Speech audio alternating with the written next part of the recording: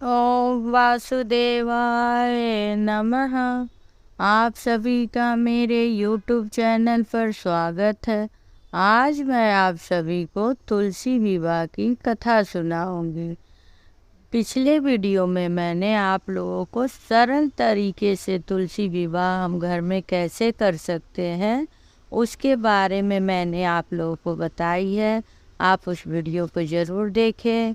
और हम जब पूजा करते हैं तुलसी विवाह का तो उसी में हमें कथा भी सुननी रहती है। तो आज मैं उसी कथा के बारे में आप लोगों को सुना रही हूँ।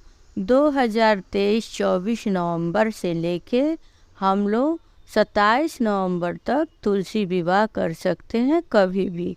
तो आप जब पूजा करेंगे तो हाथ में पुष्प या सफ़ेद तिल लेके हाथों में या आंवला ले सकते हैं या कुछ भी। खाली हाथ हमें कथा नहीं सुननी चाहिए, हमें पुष्प ही हाथ में लेनी चाहिए और तब कथा सुननी चाहिए। और कथा सुनने के बाद ही हमें आरती करनी चाहिए।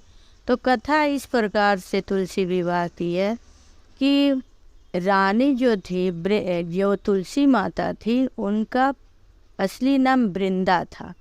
वो राक्षस कुल में जन्म ली थी, लेकिन वो इतनी ही भक्त थी, हरि भक्त, और दिन रात पूजा पाठ करती रहती थी। श्री हरि का नाम जपना, भजन करना, पूजा पाठ करना, यही उनका दिनचर्या था। धीरे धीरे जब वो बड़ी हुई तो उनकी शादी राक्षस कुल के ही जलंधर नामक राक्षस से हो गई। जलंधर का जन्म सागर मंथन के समय हुआ था। जलंधर बड़ा ही पराक्रमी था और बड़ा ही तेजस्वी था। उसके साथ वृंदा की शादी और उसके यश बढ़ने का और शक्ति बढ़ने का कारण था वृंदा का पतिव्रता होना, क्योंकि वृंदा ने अपना प्रतिज्ञा ली थी कि वो पराये पुरुष को देखेगी भी नहीं और वह उस नियम का पालन भी करती थी। वृंदा दिन भर मतलब उसका अधिक से अधिक समय श्री हरि के भक्ति में जाता था और वो अपने पति के ध्यान और सेवा में रहती थी। उसके जीवन का यही दो कार्य था। कुछ समय बाद जब जलंधर का यश बढ़ने लगा तो उसने इंद्रलोक पर आक्रमण कर दिया और इंद्र को जीत लिया और नाना प्रकार का वह उधम मचाते रहता था, जिससे सभी देवता त्राहिमाम करते रहते थे। एक बार वो लोग श्री हरि के पास पहुँचे और बोले, हे भगवान, हमारी रक्षा कीजिए। जलंधर जो है हम लोगों को बिल्कुल स्थिर नहीं रहने देता है और नाना प्रकार का उत्पात मचाता है और परेशान करता है। श्री हरि ने जब ध्यान लगा के देखा तो वो बोले कि वो वृंदा के कारण उसका कोई भी बाल बाका नहीं कर सकता, क्योंकि वो यशस्वी तो है ही, साथ साथ प्रतिव्रता धर्म के कारण उसका कोई भी विनाश नहीं कर सकता है। सब लोग बड़े परेशान हुए, बोले अब ऐसे कैसे वृंदा का पतिव्रता धर्म कोई नष्ट करेगा। सब बड़े निराश हो गए। तब श्री हरि ने कहा, आप निराश ना होइए, मैं ही वृंदा का पतिव्रता धर्म को नष्ट करूँगा। श्री हरि जो है जलंधर का रूप धारण करके वृंदा के पास गए। वृंदा क्या समझी कि शायद युद्ध से अचानक वापस आ गए उसके पति, और वहाँ गए और उन्होंने वृंदा को स्पर्श किया। जैसे ही वृंदा को उन्होंने स्पर्श किया, इधर युद्ध चल रही थी, तभी पतिव्रता धर्म उसका नष्ट हुआ और इधर जलंधर का शीश देवताओं ने काट दिया और शीश सीधे जाके वृंदा के आगे गिरा। वृंदा तुरंत समझ गई कि ये मेरे पति नहीं है, छल से ये कोई मेरे सामने खड़ा हो। तुरंत वृंदा बोली कि आप कौन है। श्री हरि को अपने असली रूप में आना ही पड़ा। जब उसने श्री हरि को देखा वृंदा ने तो बहुत रोई और बोली, मैं तो पूरे जीवन आपकी आराधना पूजा पाठ करती रही हूँ, आपने मेरे साथ ऐसा क्यों किया। मेरे पति को मुझसे दूर किया और मुझे पतिव्रता धर्म का मेरा नाश किया, आप ऐसा क्यों किया। और क्रोध में भर के उसने श्राप दिया कि जैसे आपने एक पत्थर के समान मुझसे व्यवहार किया है, वैसे ही आप पत्थर बन जाइए। और तुरंत ही विष्णु भगवान पत्थर के रूप में परिवर्तित हो गए, काले पत्थर के रूप में।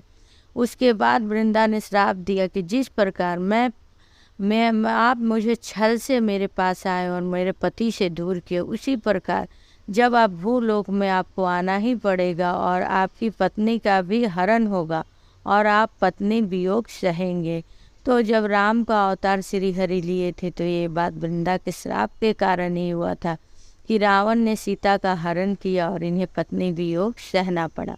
जब यह श्राप दे के वृंदा बहुत रो रही थी, अब तो विष्णु भगवान के ना रहने से पूरा संसार अंधकार में डूब गया, सारे कार्य व्यवस्था सब उलट पुलट होने लगे।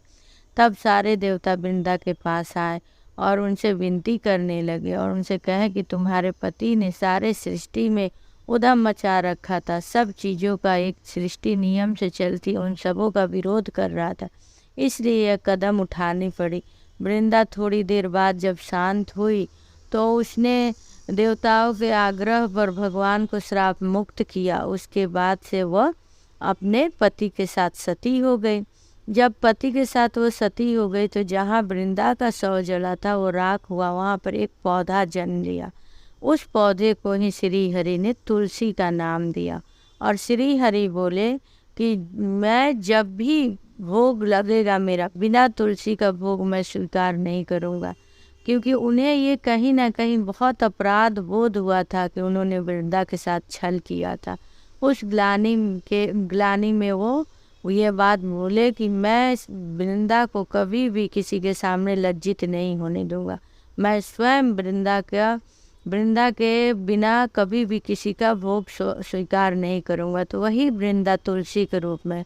और फिर इस श्री हरि ने कहा कि जब मैं योग निंद्रा से उठूंगा, कार्तिक मास के एकादशी से लेके पूर्णिमा तक सर्वप्रथम मेरे उठने के बाद मेरा शुभ कार्य यही होगा कि मैं वृंदा के साथ विवाह करूंगा, शालिग्राम पत्थर के रूप में, जिसके श्राप से मैं उस रूप में आया था, उसी रूप में मैं वृंदा से विवाह करूंगा।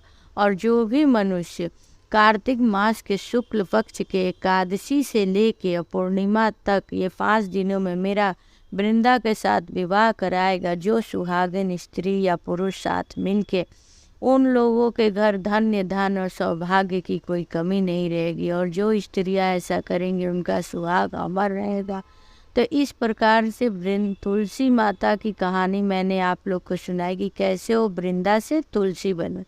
तुलसी विवाह में अगर पुरुष है तो वो हाथों में शालिग्राम पत्थर ले लें और स्त्री है तो वो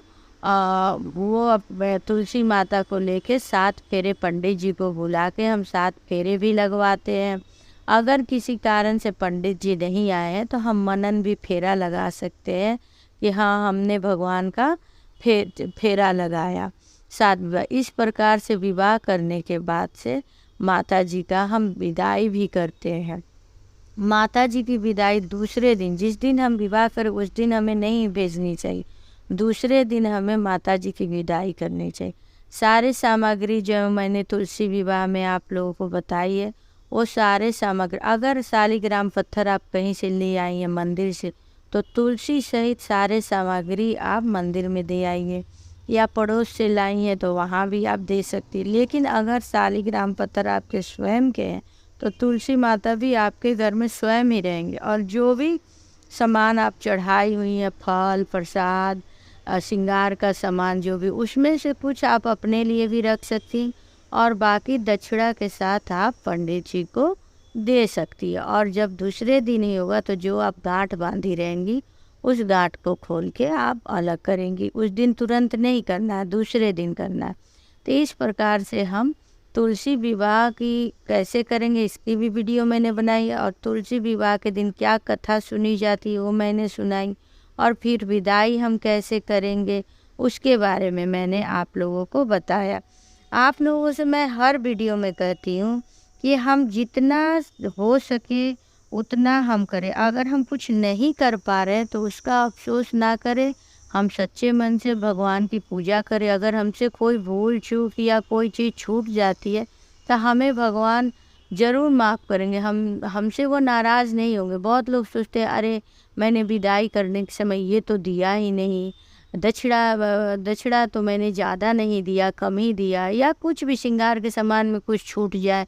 तो बिल्कुल आपको घबराना नहीं है, क्योंकि भगवान अगर हम भूल से कोई चीज़ भूल जा रहे हैं तो बिल्कुल उसे माफ़ करें। हाँ, आपको याद है और जानबूझ के आप उन सब चीज़ों को इग्नोर कर रही हैं, आप कर सकती हैं, तब बात अलग हो जाती है। लेकिन हम तो आज के समय में, आज के समय के बच्चों को देख रहे हैं कि जिस हिसाब से बिजी है, उस हिसाब से सारे धर्म धर्म कर्म का जो काम है, पूजा पाठ है, कर रहे हैं। बहुत बड़ी बात है और बहुत अच्छी बात है। हमें जितना ही आजकल के बच्चे करें, हमें उनको प्रोत्साहित करनी चाहिए, ना कि बैठ के हम ये कहें कि हमारे ज़माने में ये होता था, वो होता था, तुम ये नहीं कर पा रही हो। पहले के लोग मिठाई, खाना पीना सब घर पे ही बनाते थे, समय भी रहता था और बहुत सारे लोग, हम लोग एक साथ रहते थे, तो सब काम बटे रहते थे। अब बच्चे अकेले हैं या आप अकेले हैं, नहीं कर पा रहे, तो आप मार्केट से भी मंगा के मिठाई, फल मूल सब चढ़ा सकती है। तो इसलिए किसी बात के मन में ना रखें, जितना हो सके उतना ही पूजा करें और श्री हरि का नाम ले, उनका मंत्र जपे, तुलसी माता का नाम ले। इस प्रकार से आप और तुलसी माता का विवाह के दिन पूजा करें, फिर आरती करें। तो ये सब तमाम चीज़ें हैं जो आप कर सकती हो। और आपको अगर कथा नहीं आती है तो आप मोबाइल लगा के रख दीजिए, कथा सुन लीजिए। अगर आप पूजा करने के समय आपके पास नहीं टाइम है इतना कि बैठ के कथा सुने, तो पूजा कर लीजिए और आप कहीं भी मोबाइल लगा के काम करते हुए कथा सुन लीजिए। तो आप हर तरह का मोबाइल का आप यूज कर सकती हैं, भजन में, कीर्तन में, आरती में, कथा सुनने में। तो इस प्रकार से आप यूज कर। आप लोगों को ये कथा कैसी लगी कमेंट बॉक्स में बताएं। ओम वासुदेवाय नमः।